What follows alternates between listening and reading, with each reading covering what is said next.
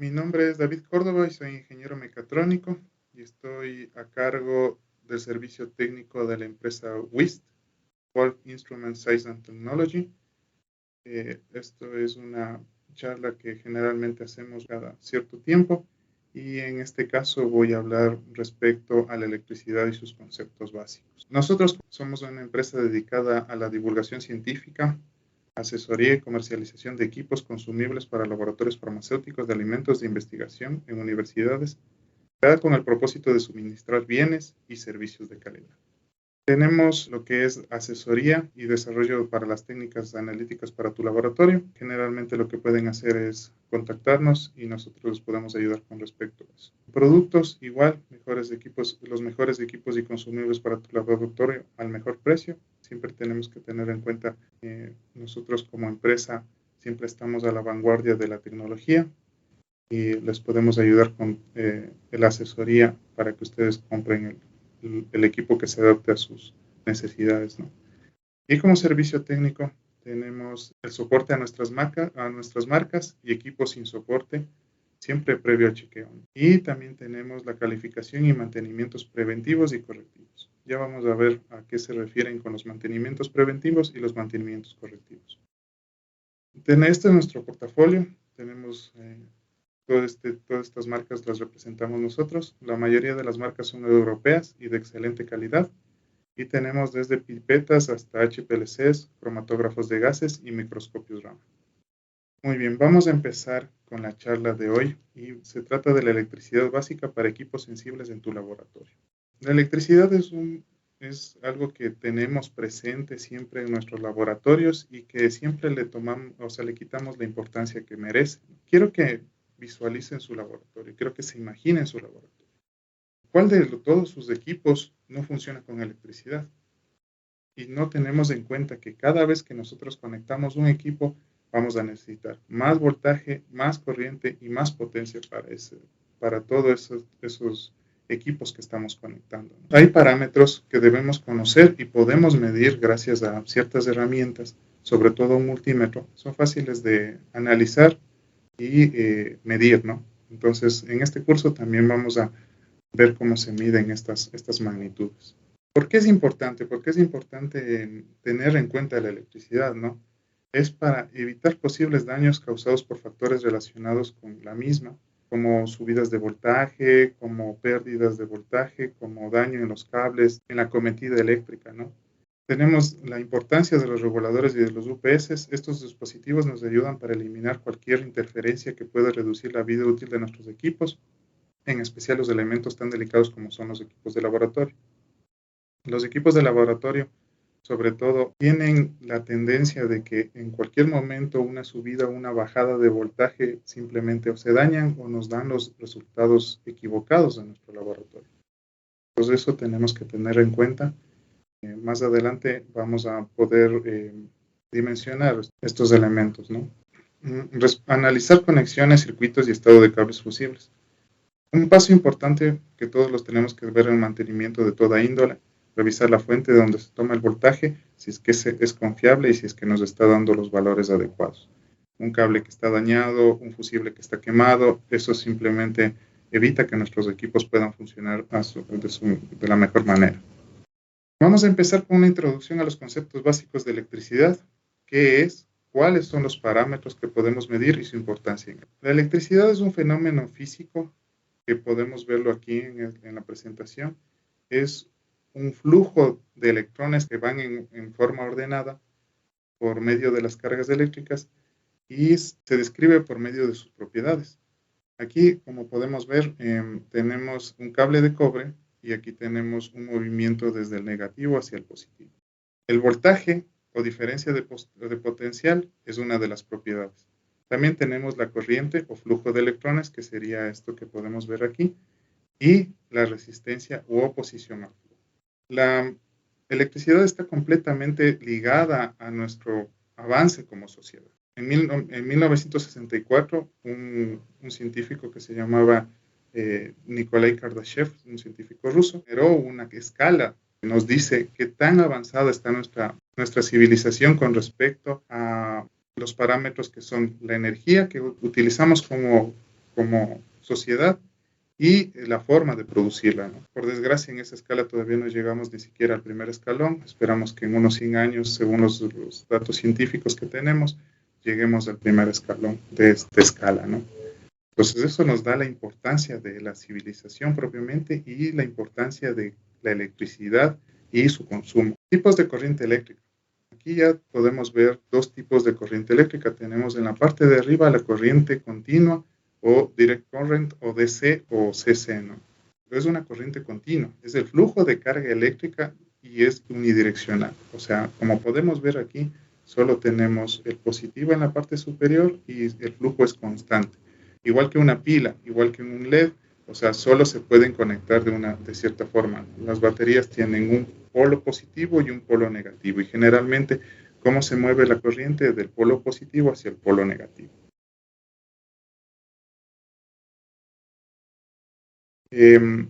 También tenemos la corriente alterna, ¿no? La corriente alterna es la que sale del tomacorriente y la corriente alterna es un flujo de electrones que se mueve, ¿no? Es un flujo de electrones que se mueve, cambia periódicamente de dirección, el flujo de corriente, y por consecuente obtenemos esta onda sinusoidal. ¿Por qué se genera esto? Es por el propio hecho de tener un movimiento rotatorio para generarla, ¿no? Aquí podemos ver cómo es una represa eléctrica, ¿no? Y aquí la represa eléctrica lo que tiene adentro es una turbina. Entonces, cuando pasa el agua por la turbina, lo que genera es un movimiento rotatorio. Y el movimiento rotatorio lo que hace es generar esta corriente eléctrica, ¿no? Por medio de unos magnetos. Y eso es lo que mandamos directamente hacia nuestras casas. ¿Qué significa esto?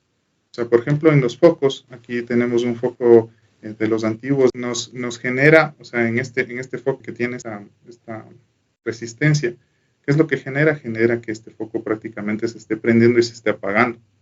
Entonces, cuando nosotros vemos una ciudad a lo lejano, se ve como que la electricidad, o más bien dicho, la luz, se ve con un ligero movimiento, se podría decir, ¿no? Y es lo que se está prendiendo y se está apagando y que la podemos divisar desde la parte más lejana de nuestros hogares, ¿no? Desde nuestras ciudades. Vamos a empezar con los valores que podemos medir gracias a la utilización de un multímetro y cuál es el fundamento de todos los tipos de mantenimiento. Aquí tenemos dos tipos de multímetros, uno que es autorrango y otro que tiene los rangos definidos. Aquí tenemos el autorrango y aquí tenemos el que tiene los rangos definidos. Como podemos ver, en el autorrango simplemente podemos escoger entre ciertos parámetros, ¿no? ¿Recuerdan cuál era la diferencia entre ambos tipos de voltaje? Entre ambos tipos de corriente, entre el continuo y el alterno. ¿Cuál es la diferencia? Ahorita en este momento vamos a generar una pregunta y para que ustedes puedan contestarla, ¿no? ¿Cuál es la diferencia entre el tipo de voltaje, ¿cómo se llama? Continuo y alterno? En realidad la diferencia entre voltaje continuo y voltaje alterno es el flujo de los electrones. El flujo de los electrones es la dirección del flujo de electrones. En el 1 veíamos que el flujo de electrones es continuo, como podemos ver aquí en esta imagen.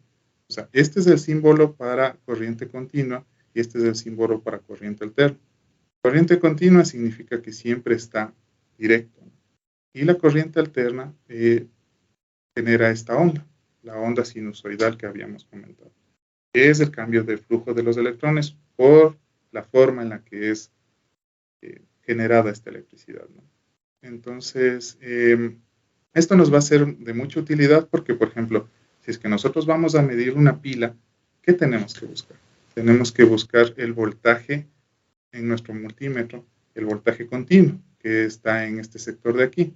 Aquí tenemos la B, que es de voltaje, y tenemos la parte continua, ¿no? Si es que queremos medir alterno, sería la B y este sector aquí sería el alterno. ¿Cuál medimos cuando medimos la parte que está el tomacorriente en la pared o el interruptor, el tomacorriente en la pared? Vamos a medir con el alterno, ¿no? Y aquí vamos a poder medir cuál es el rango, ¿no? O sea, si es que necesitamos 200 voltios, 750 voltios, 2000 milivoltios, 200 milivoltios, y igual tenemos aquí la parte de las resistencias y aquí tenemos una parte que es la continuidad.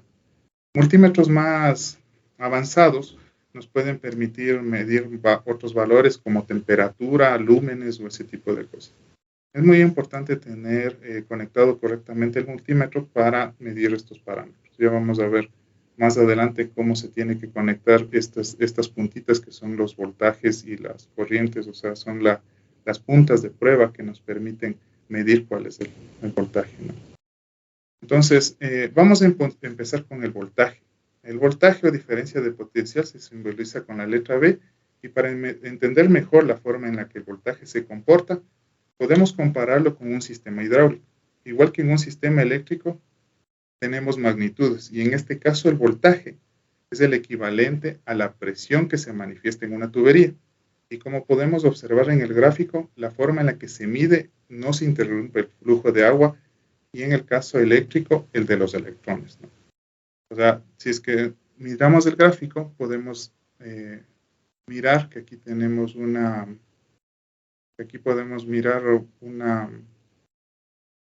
presión que está de este líquido, y esta podemos medirla, ¿no?, sin interrumpir el flujo, y esto es el voltaje. La unidad del voltaje es el voltio, o sea, igual se simboliza con la letra B. En este caso podemos ver cómo se mide el voltaje sin interrupciones, y podemos medir de la misma manera en tomacorrientes de nuestro laboratorio y las baterías de nuestros equipos. Es fundamental conocer este valor para dar un diagnóstico inicial, ¿no? En este caso aquí tenemos un equipo de la marca Herbeka, que es un disolutor, ¿no? El DT126 Lite. Y aquí lo que tenemos es el voltaje con el que funciona, de 115 a 230 voltios AC, de 50 a 60 hercios. Entonces, ¿qué es lo que tenemos que medir? En el tomacorriente, como tenemos aquí un tomacorriente, podemos medir nosotros el voltaje. Vamos a hacerlo un poco más práctico. Tengo unos equipos. Muy bien. Aquí tenemos el multímetro, ¿no? Aquí tenemos el multímetro como les estaba mostrando, y lo que tenemos que hacer es buscar el voltaje, ¿no? Entonces, ¿cuál voltaje vamos a utilizar? Es voltaje AC de la corriente alterna, ¿no? Aquí tenemos un regulador de voltaje que nos va a servir para hacer estos experimentos. Entonces, ¿qué es lo que buscamos? Nosotros lo que buscamos es voltaje AC, ¿no? Entonces, está en este sector, en mi multímetro está en este sector, y vamos a buscar el rango. Entonces, más o menos con 200 ya podemos ver. Entonces, se nos prende la pantalla, nos va a marcar en 0, y el momento en el que nosotros medimos, aquí tengo las puntas, ¿no? Entonces, lo que tengo que hacer es medir aquí el voltaje, ¿no? Y miren, ahí tenemos 119.6 voltios, ¿no? Entonces, aquí sí puedo conectar tranquilamente el dispositivo. Me estaba dando un rango de 115 a 230 voltios, entonces tranquilamente puedo medir.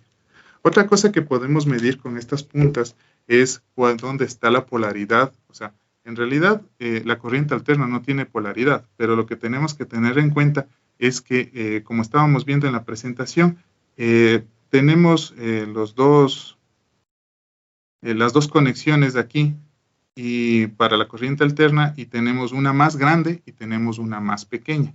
La más pequeña generalmente es por donde viene el voltaje, ¿no? Entonces, ¿qué es lo que tengo que hacer? Yo tomo mis puntas de multímetro, y lo que hago es la punta roja le inserto en el más pequeño, y de ahí, tomo la otra punta. Entonces, si es que ustedes ven, aquí me está dando un voltaje.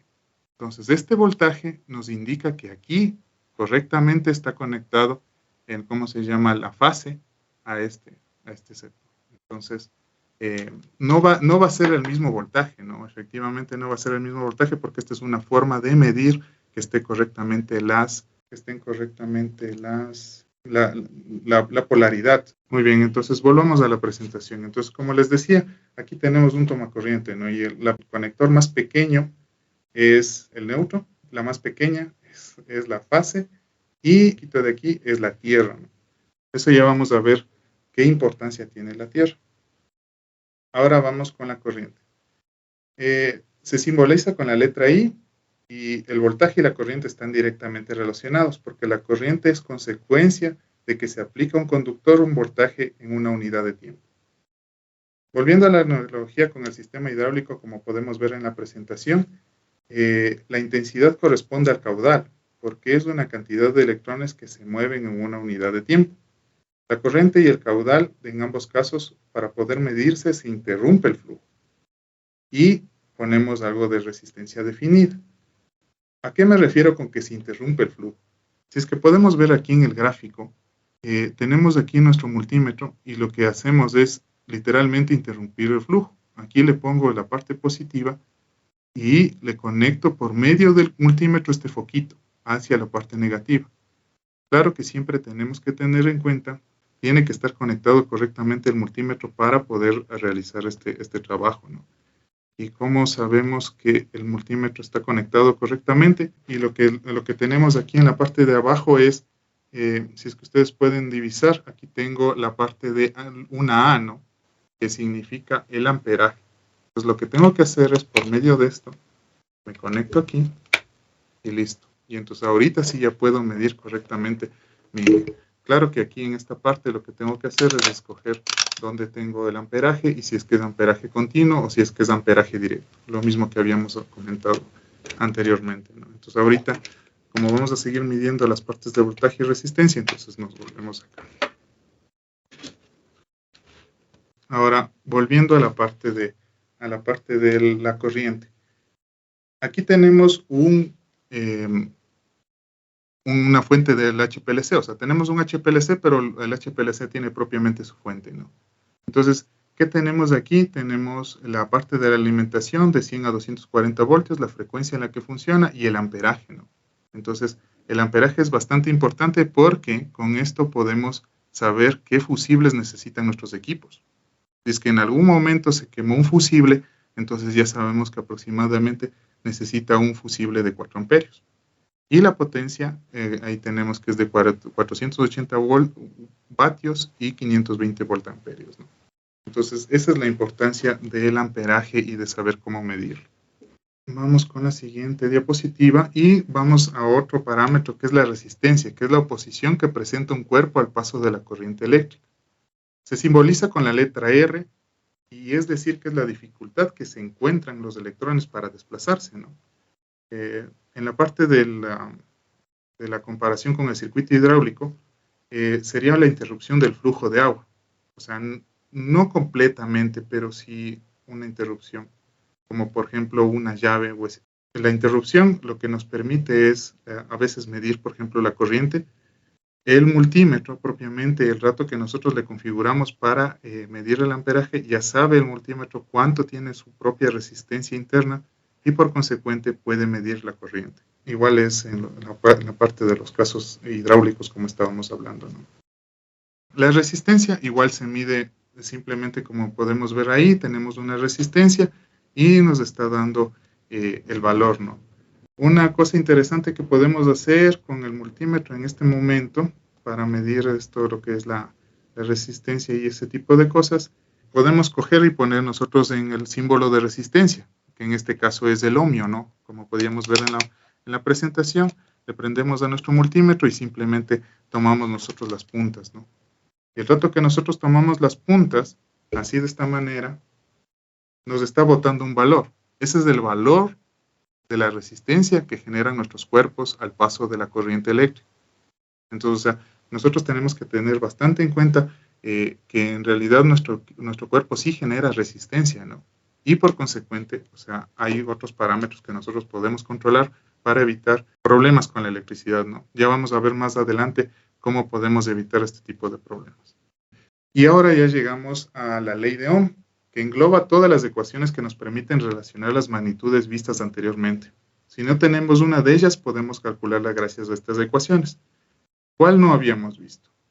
La potencia, efectivamente, porque la potencia es una cuarta unidad que no se puede medir directamente con el multímetro. O sea, no existe una forma de medir directamente con el multímetro. ¿Por qué? Porque lo que pasa es que la potencia se basa en un trabajo en una unidad de tiempo. O sea, joules sobre segundo o joules por segundo generalmente es el vatio. Entonces, en este caso, si es que podemos ver ahí todas las ecuaciones, podemos tranquilamente por medio del voltaje y por medio de la corriente obtener los vatios, ¿no? Entonces, por ejemplo, aquí tenemos esta bonita balanza de precisa.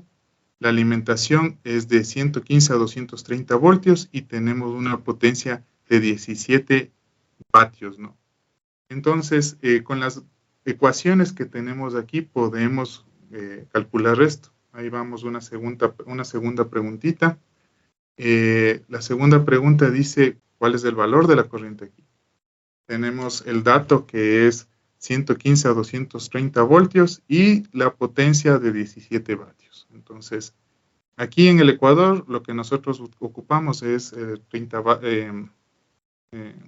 110 voltios, ¿no? 110 o 115 o 120, dependiendo del sector en el que estemos, pero ese es el rango, ¿no? Entonces podríamos utilizar los 110 voltios y podemos utilizar, nos vamos a este círculo y buscamos la intensidad, eso es lo que vamos a buscar. Entonces aquí tenemos la intensidad y aquí tenemos los dos parámetros que se relacionan y que sí tenemos, que es la potencia, que estamos en vatios, y tenemos la alimentación, que es 110, 115, 120 voltios.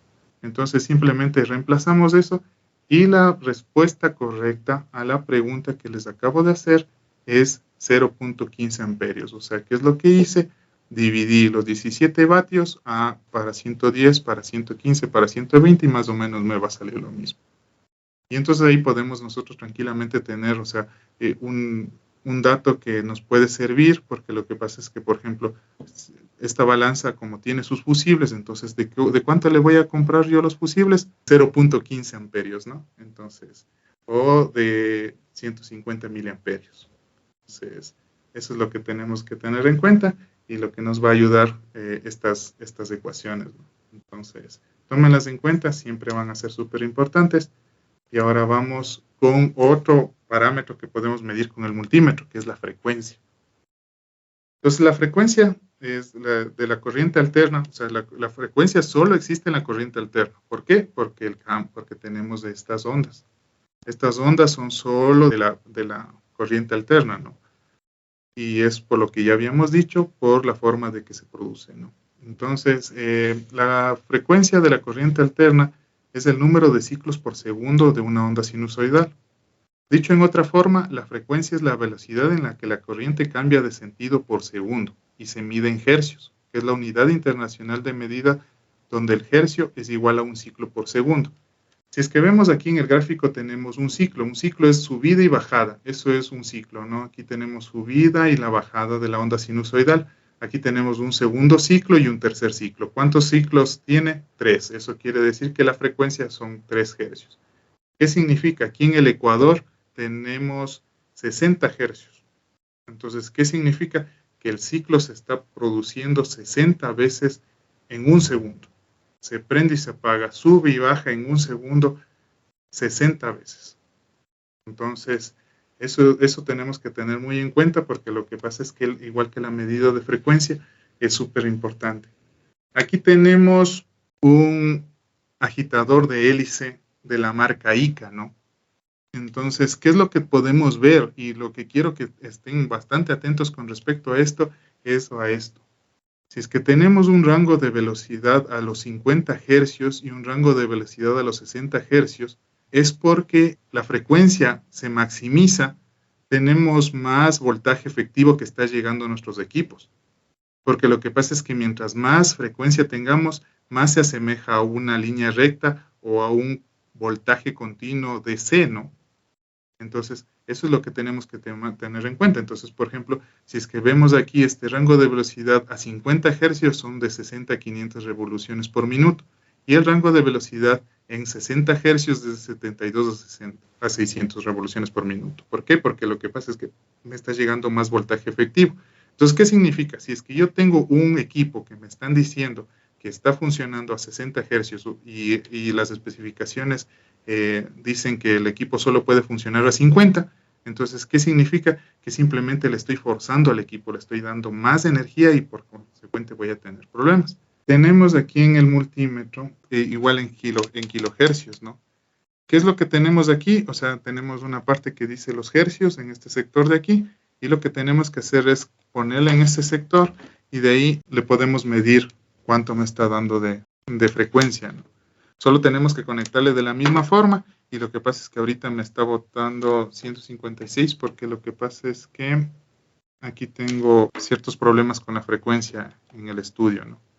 Pero lo que debería botarnos es 0.59, refiriéndonos a los kilohercios, ¿no? Volvamos a la presentación.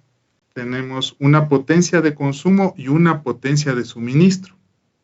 Si es que ustedes se dan cuenta respecto a las especificaciones de este agitador de hélice, cuando nos vamos a la página de ICA, están la potencia de consumo y la potencia de suministro. ¿Por qué son diferentes? ¿Por qué tengo una potencia de consumo de 70 vatios y por qué tengo una potencia de suministro de 35 vatios? Entendiéndose que la potencia de consumo es lo que está tomando nuestro motor para funcionar y la potencia de suministro es la que nos entregan. Por medio del rotor nos está entregando una potencia. Por pérdida por calor. Si es que ustedes se dan cuenta, a veces cuando nosotros lo que hacemos es conectamos un motor o ese tipo de cosas, el motor se calienta. El motor se calienta, entonces le estoy dando 70 vatios y el trabajo que está produciendo se dispersa un poco en el calor, un poco en calor y un poco en trabajo.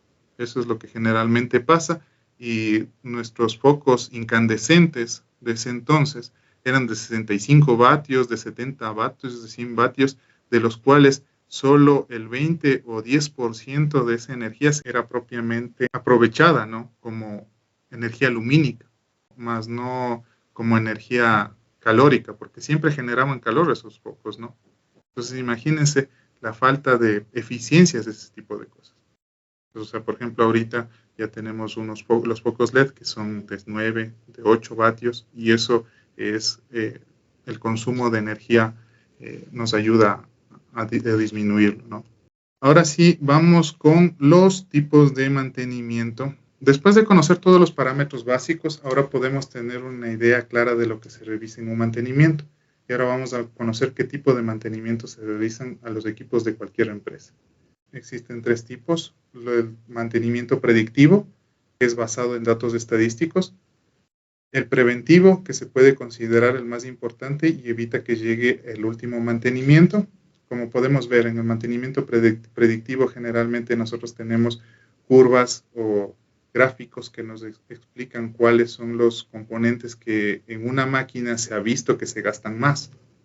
O sea, literalmente es todo lo que podríamos decir que es la experiencia del fabricante diciendo, allá, este componente se gasta más rápido, entonces, ¿qué es lo que voy a hacer? Voy a mandar y voy a crear más componentes de este tipo, ¿no? Respecto a los mantenimientos, el mantenimiento preventivo es un mantenimiento que se hace a la marcha, de cual estamos utilizando nosotros como dispositivo, ¿no?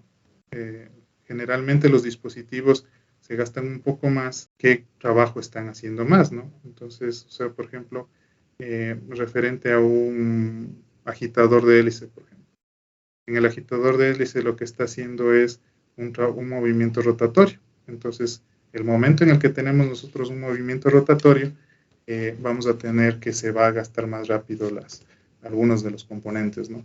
Y el mantenimiento correctivo propiamente lo que tenemos es un mantenimiento que ya es un cambio de pieza, un cambio de fusibles o algo crítico, ¿no? El mantenimiento predictivo es previo al funcionamiento del equipo y es basado en los datos estadísticos, como habíamos hablado, que nos anticipa dónde por lo general se produce la falla. El contacto con el proveedor es fundamental para esta tarea y el contacto que siempre podrán encontrar aquí en WIST, ¿no? Nosotros les hacemos el acercamiento o sea, nosotros nos acercamos con el proveedor y simplemente podemos tener un enfoque más avanzado de este tipo de mantenimientos. El mantenimiento preventivo es una estrategia de mantenimiento que aplica llevar a cabo actividades planificadas o sistemáticas. O sea, generalmente siempre tenemos una hojita en la que vamos diciendo, ya muy bien se hizo este mantenimiento predictivo, este mantenimiento preventivo, disculpen, mantenimiento preventivo que se tenía que hacer hoy, que se tenía que hacer mañana, que se tiene que hacer en 3 meses, 6 o 10 meses. Entonces, es para evitar fallas o degradación significativa en los equipos, maquinaria o sistemas. Entre el mantenimiento predictivo y el preventivo podemos distinguir algunas diferencias. El preventivo se puede considerar más real porque se adapta a las necesidades de la industria. Que yo utilizo, por ejemplo, el agitador de hélice que estábamos hablando la última vez, para hacer, por ejemplo, unas mezclas de vez en cuando. Entonces, simplemente no se va a gastar tanto como si le tengo funcionando las 8 horas durante todos los 5 días. Entonces, eso tenemos que tener bastante en cuenta con respecto a eso, ¿no? Los factores que vamos a ver a continuación afectan a ambos tipos de mantenimiento. Me refiero al preventivo y al predictivo, ¿no? Los factores eléctricos, por ejemplo, tenemos aquí este agitador de hélice. Tenemos rangos de velocidades, como estamos diciendo aquí, y tenemos una corriente nominal y una corriente de arranque. Si es que nosotros tenemos en cuenta que siempre un motor lo que tiene que hacer para iniciar su movimiento es girar y romper la inercia, entonces, ¿qué es lo que me va a generar? Es un pico de corriente. Y ese pico de corriente se va a mover por todo el circuito al que está conectado este motor, ¿no? Entonces, lo que nosotros tenemos que tener en cuenta es el gráfico que tenemos a nuestra izquierda, que tenemos una corriente nominal, que es la corriente en la que siempre va a estar funcionando el equipo, y tenemos una corriente de arranque. Entonces, esta corriente de arranque, ¿cómo se calcula? Es generalmente entre 3 a 5 corrientes nominales. ¿De dónde saco la corriente? Fácil, busco en las especificaciones, como hasta habíamos quedado. Entonces, la corriente nominal, aquí en esta parte, pues es la corriente que siempre aparece en los manuales y que podemos revisar en las páginas web de los equipos. Y aquí tenemos, por ejemplo, la corriente nominal de este equipo es de 0.6 amperios. Y, o sea, eso quiere decir que la corriente de arranque 0.6 por 5 es 3 amperios. Entonces, 3 amperios por lo menos tiene que tener nuestro regulador de voltaje, tiene que tener la resistencia del cable, podamos hacer esto, ¿no? Otro factor que es bastante importante es la conexión a tierra de los equipos, ¿no? Con la conexión a tierra de los equipos podemos evitar lo que está pasando en la primera imagen, que es que se puedan descargar. Recuerdan que nosotros revisamos ¿cómo se llama? La resistencia que tienen nuestros cuerpos. Entonces, o sea, esa resistencia puede pasar fácilmente la corriente por medio de nuestros cuerpos si es que la resistencia de la Tierra es mucho más alta. Entonces, ¿qué es lo que pasa? O sea, yo como tengo menos resistencia y la electricidad siempre se mueve por el camino más fácil, simplemente lo que hace es descargarse por medio de mi cuerpo hacia la Tierra. Un dato interesante es que, o sea, prácticamente lo que podemos hacer es lanzar nosotros ¿cómo se llama? Un cable, y el otro cable conectarle directamente a la Tierra y ya tenemos voltaje. Entonces, eso es lo que tenemos que tratar de evitar teniendo una buena tierra. Una buena tierra tiene aproximadamente 5 ohmios de resistencia. ¿Y cómo medimos eso? No es con el multímetro, es con un equipo que se llama telurómetro, para evitar todo este tipo de cosas. ¿Por qué nos cogen la corriente algunos equipos cuando les topamos? Es porque no están aterrizados correctamente. Una vez aterrizados, funcionan correctamente. ¿Cómo medimos la tierra? Es fácilmente, igualmente con el multímetro, lo que hacemos es como medir como medimos el voltaje. Medimos el voltaje, medimos en esta parte del tomacorriente y le medimos con la patita que tenemos extra, la tercera patita que tenemos por ahí, que muchas veces la hacemos de menos. Otro factor que tenemos que regular es las caídas de tensión y de voltaje. Generalmente, o sea, nosotros decimos allá, siempre van a estar botando 110 voltios, siempre van a estar botando 110 voltios los tomacorrientes, pero no es así. Siempre necesitamos uno de estos reguladores de voltaje y aquí en el Ecuador, al menos, es súper importante tener un regulador de voltaje. Siempre hay caídas de voltaje, siempre hay cortes de corriente eléctrica y esto nos ayuda a subsanar todo ese tipo de cosas. Cuando vuelve la luz de golpe, pues es un flujo inamovible que a la final lo que hace es, el rato que vuelve, quema los equipos que no tienen el regulador de voltaje. Entonces sí les recomiendo que tengan un regulador de voltaje para todo tipo de equipos sensibles. Para el mantenimiento preventivo vamos a hacer un ejercicio súper rápido respecto al cálculo de las capacidades de los reguladores y de los UPS. Tenemos una potencia total, que es la potencia de los equipos, el equipo 1, el equipo 2, el equipo 3, el equipo N, ¿no? Tenemos todos estos equipos. La potencia total con el factor de crecimiento, siempre tenemos que pensar en que vamos a poner más equipos, entonces siempre tenemos que tener en cuenta, ya muy bien, voy a poner este equipo, voy a poner este otro equipo, voy a utilizar para esto el UPS, para estos 4 equipos, entonces siempre tener en cuenta el factor de crecimiento, en este caso le vamos a poner del 20%. El factor de potencia aquí en el Ecuador es de 0.92. Este factor de potencia lo que hace es, entre todos los tipos de potencia, porque existen tipos de potencia, no solo la que nos da en vatios, hace una relación entre estos tipos de potencia. Entonces, si es que ahorita tenemos la potencia en voltamperios, eso es lo que significa PVA, ¿no? Por potencia en voltamperios. Es la potencia total dividida por el factor de potencia. Entonces ya lo vamos a poner con numeritos. El cálculo de las capacidades de los reguladores y del UPS, muy bien, aquí tenemos las potencias de consumo de los diferentes equipos. Aquí tenemos este ultraturrax, aquí tenemos de 400 vatios, tenemos este ultrasonido de la marca Herscher, que igual tenemos de 400 vatios, y tenemos esta computadora que de cierta forma, o sea, aquí nos está diciendo 65 vatios, pero también vamos a calcular la potencia por medio de estos valores que me está diciendo aquí. Aquí tengo 100 voltios, tengo de 100 voltios y 240 voltios a 1.8 amperios, ¿no? Entonces, ¿qué es lo que tengo que tomar? ¿Cuál era la fórmula de la corriente? ¿Cuál era la fórmula de la corriente por medio de la potencia y por medio del voltaje? ¿Cómo podemos calcular? Que la corriente es igual a la potencia dividida por el voltaje. Esto nos va a ayudar bastante porque lo que pasa es, o sea, si es que utilizamos nosotros esa ecuación, podemos calcular el voltaje, podemos calcular la corriente y podemos calcular la potencia.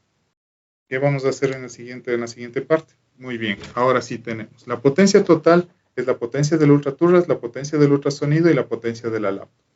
Para calcular la potencia de la laptop, lo que vamos a hacer es poner el voltaje y la corriente. Potencia es igual a voltaje por corriente, que es 110 voltios a 1.8 amperios, me está dando 198 vatios aproximadamente. Sumo todas las potencias, estamos en vatios, ¿no? Eso no se olviden, por favor, todas las potencias tienen que estar en vatios, siempre tenemos que estar súper pendientes de las unidades porque eso nos dice si es que los cálculos están correctos o no. Tenemos 400 vatios más 400 vatios del ultraturrax más el ultrasonido más 198 que calculamos de la laptop. Tenemos 998 vatios por aproximadamente 1000 vatios. Por favor, siempre aproximemos porque es súper importante. Esto nos ayuda para el factor de crecimiento y todo ese tipo de cosas. Entonces, la potencia total con el factor de crecimiento le vamos a multiplicar por el factor de crecimiento y vamos a tener 1200 vatios. O sea, prácticamente vamos a tener para otra laptop, se podría decir. Entonces, utilizamos el factor de potencia en el Ecuador. ¿Por qué utilizamos este factor de potencia en el Ecuador? Porque hay muchos reguladores de voltaje que es lo único que me están dando como dato es la potencia en voltamperios. Entonces, aquí lo que hacemos es 1200 vatios divididos para 0.92 y me da 1304 voltamperios, que le vamos a aproximar a 1350 o 1400 voltamperios, que es 1.4 kilovoltamperios. Es lo que generalmente, o sea, si es que ustedes van a un lugar y ustedes piden un regulador de voltaje, está en kVA, ¿no? Entonces, lo que nosotros tenemos que tener en cuenta, y es muy importante saber cuántos kVA vamos a necesitar para nuestros equipos. Tenemos el calibre del cable. Esto también es súper importante porque aquí tenemos dos tipos de circuitos. Aquí tenemos un circuito en serie y tenemos un circuito en paralelo. ¿Por qué ponemos estos circuitos aquí? Es que es importante saber cuánta corriente nosotros vamos a utilizar. Y nuestros circuitos generalmente están conectados en paralelo. O sea, si es que yo conecto un tomacorriente a un tomacorriente de la pared, no es necesario que el otro tomacorriente que está en esa misma toma esté conectado para que funcionen los equipos de más allá. O sea, generalmente todos son como independientes, se podría decir. Y eso es gracias a las conexiones de los circuitos en paralelo y en serie. Entonces, volviendo a qué es la electricidad es un flujo de electrones, al igual que tenemos en un circuito hidráulico, tenemos tuberías. Y en este caso, las tuberías de nuestros circuitos eléctricos son los cables. Y los cables, o sea, tienen cierta tendencia a reducir, a dañar sus propiedades, a eliminarse sus propiedades por el flujo de electrones que tiene. Entonces, aproximadamente una cometida de electricidad tiene que cambiarse a los 20 o a los 25 años. ¿Por qué? Porque el cable de cobre está perdiendo sus propiedades. Pierde sus propiedades aislantes, pierde sus propiedades, ¿cómo se llama?, de flexibilidad, y pierden hasta un poco del calibre del cable. ¿Por qué? Porque se está moviendo los flujos de electrones por medio del cable. Igual que en una tubería, se está perdiendo ¿cómo se llama?, los componentes de la tubería en sí, no en el flujo de electrones. Entonces, aquí podemos ver, ¿no? O sea, si es que yo tengo todas las corrientes, si es que ya sé cómo calcular todas las corrientes, si es que ya me acuerdo que la corriente es igual a potencia sobre voltaje, entonces simplemente lo que tengo que hacer es sacar las corrientes de todos y decir, ya, muy bien, entonces aquí voy a poner un calibre 40, un calibre 8, un calibre 6 de cable que me soporta referente a esto, ¿no? Aquí, por ejemplo, tengo el 10 AWG que me soporta 30 amperios, el 8 AWG que me soporta 40 amperios.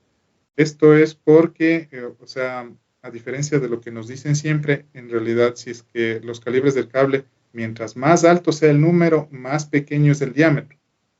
Entonces, por ejemplo, un 1 de calibre de cable AWG va a soportar 110. ¿Por qué? Porque va a ser un cable bastante grueso, ¿no? Entonces, o sea, nos va a permitir manejar todo ese tipo de amperajes. Mantenimientos preventivos, también tenemos la parte del factor climático. O sea, para esto es súper importante, por ejemplo, tener un data logger que nos diga a cuánto está la temperatura y a cuánto está la humedad donde le tenemos a nuestro equipo, ¿no? Entonces, vemos en la información técnica, podemos ver que temperatura ambiental permitida de 5 a 40 grados centígrados y la humedad relativa permitida del 80%. ¿Por qué de 5 a 40 grados centígrados? Porque lo que pasa es que igual, o sea, está generando un calor que tiene que disipar, y si es que el ambiente es mucho más cálido de lo que teníamos pensado, simplemente no se va a disipar ese calor. Imagínense que estoy a 40 grados centígrados y este equipo también me genera 40 grados centígrados, entonces, ¿a dónde estoy botando ese calor? No tengo cómo disipar ese calor, ¿no? Y la humedad, en cambio, igual, la humedad, si es que es muy alta, se empieza a condensar. Y si es que es muy baja, en cambio, genera energía electrostática, o sea, el paso de las personas por medio del aire, el aire está aquí, ¿no? O sea, está en todas partes, y el rato que yo muevo la mano, estoy generando un movimiento y esto genera unas cargas. Y esas cargas se están quedando en la humedad que tengo aquí en este ambiente. Pero si es que no tengo humedad, entonces simplemente estas cargas caen encima de los equipos eléctricos y simplemente se van a dañar. Es súper importante tener. Por eso mismo me está diciendo que la potencia, la humedad relativa permitida es del 80%, pero la humedad por la parte de abajo, por la parte inferior, no tiene que estar menos de 30% cerca de nuestros dispositivos. Otros factores, además existen otros factores en los que tenemos que cuidar nuestros equipos, y es el polvo, evita el correcto proceso de ventilación, ¿no? O sea, se mete el polvo y ahí simplemente ya no se ventila correctamente, se queda en todas partes, y lo que pasa es que dependiendo de la empresa en la que nosotros estemos, este polvo puede tener hasta limallas, y eso también puede generar cortocircuitos, ¿no? También el crecimiento de algas o plantas, como podemos ver aquí en este dispositivo de intermedio, crecieron algas. ¿Por qué? Porque lo que pasa es que, o plantas, por el hecho de que es un lugar húmedo, ¿no? Y está caliente. Entonces, ¿a qué nos recuerda que esté caliente y húmedo en algunas cosas? Por ejemplo, el baño del disolutor. El baño del disolutor es un ambiente que siempre va a estar bastante disponible para que crezcan las algas. Entonces, por eso mismo siempre es bueno tener un algicida que sea correcto, que permita eliminar todas estas algas antes de que se produzcan. Y por último, también tenemos las plagas, ¿no? Generalmente, ¿qué es un dispositivo electrónico? Es un dispositivo que está oscuro por dentro y que está caliente. Entonces es obvio que van a entrar cucarachas, hormigas, todo ese tipo de cosas que igual, o sea, pueden generar los circuitos que se quemen, ¿no? Y para finalizar, el mantenimiento correctivo es una estrategia de mantenimiento de equipos o maquinaria que ya en realidad ya tenemos que reparar, ya tenemos que sacar la pieza y cambiar las piezas. Aquí, en este caso, podemos ver, se puede presentar como problemas de maquinaria que se manifiestan en forma de fuego, como tenemos en este, por favor, si es que se prende un equipo, ya no lo utilicen. También tenemos dispositivos quemados que se pueden observar de esta manera y la ruptura de la fatiga física de los materiales. Son elementos rotatorios, a la final la fatiga va a suceder, vasos de disolutores y ese tipo de cosas también se van desgastando con el tiempo, y entonces, o sea, simplemente son cosas mecánicas que se tienen que reemplazar, ¿no? Antes de que pase cualquier cosa. Esto también se puede ver en el mantenimiento predictivo o preventivo, sabiendo que, por ejemplo, le prendo a mi máquina todo el tiempo, entonces es obvio que tengo que cambiar el eje tarde o temprano o lubricar los ejes, ¿no? Y muchas gracias. Vamos a tener las conclusiones y recomendaciones, y si es que por si acaso tienen una pregunta en este momento, por favor háganmela saber. Para poder habilitarles el micrófono, tienen que levantar la mano y nosotros les vamos a dar paso para que puedan hacer su pregunta o pueden escribirla por el chat. En caso de no haber preguntas, se les ha enviado un link donde pueden encontrar una breve encuesta que no les tomará más de 1 minuto de llenar y nos va a ayudar muchísimo a mejorar las siguientes experiencias de los siguientes cursos. Entonces, valoramos mucho las opiniones que tengan y les agradecemos mucho que llenen esta encuesta. Por favor, revisen la encuesta, y si es que no tienen más preguntas, de todas formas, si es que tienen preguntas, igual nos pueden contactar por medio de nuestros canales, enviarnos a nuestro mail, enviarnos a nuestras redes sociales, y nosotros estaremos gustosos de responderles, ¿no? Conclusiones, tenemos que el primer factor a considerar antes de instalar cualquier equipo de electricidad siempre va a ser la parte de medir los parámetros, ¿okay? Tenemos una pregunta de Jenny.